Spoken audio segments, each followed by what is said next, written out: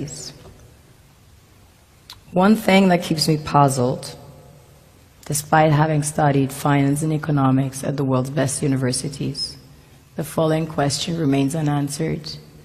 Why is it that 5,000 units of our currency is worth 1 unit of your currency, where we are the ones with the actual gold reserves?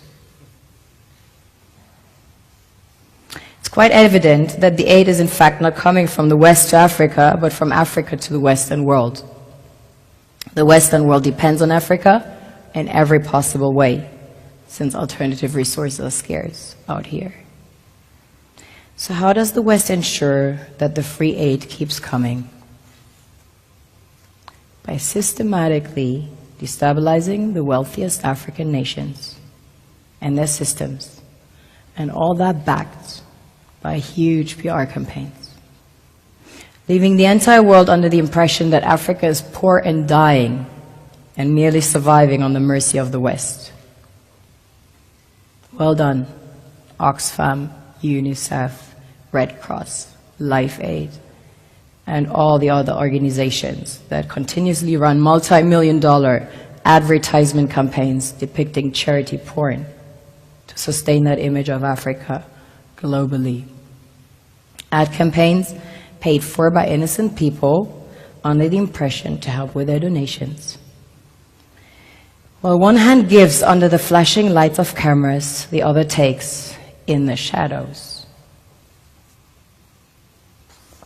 We all know the dollar is worthless, while the euro is merely charged with German intellect and technology, and maybe some Italian pasta. How can one expect donations from nations that have so little? It's super sweet of you to come with your colored paper in exchange for our gold and diamonds. But instead, you should come empty-handed, filled with integrity and honor. We want to share with you our wealth and invite you to share with us. The perception is that a healthy and thriving Africa would not disperse its resources as freely and cheaply, which is logical. Of course, it would instead sell its resources at world market prices, which in turn would destabilize and weaken Western economies, established on the post-colonial free meal system. Last year, the IMF reports that 6 out of 10 of the world's fastest growing economies are in Africa, measured by their GDP growth. The French Treasury, for example, is receiving about $500 billion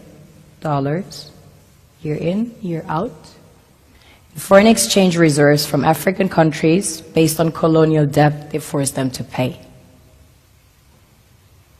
Former French President Jacques Chirac stated in an interview recently that we have to be honest and acknowledge that a big part of the money in our banks comes precisely from the exploitation of the African continent.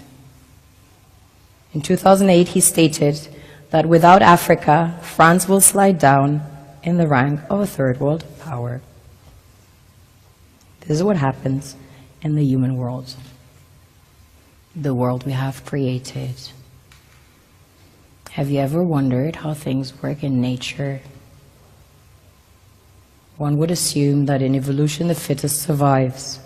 However, in nature, any species that is overhunting, overexploiting the resources they depend on as nourishment, natural selection would sooner or later take the predator out, because it offsets the balance.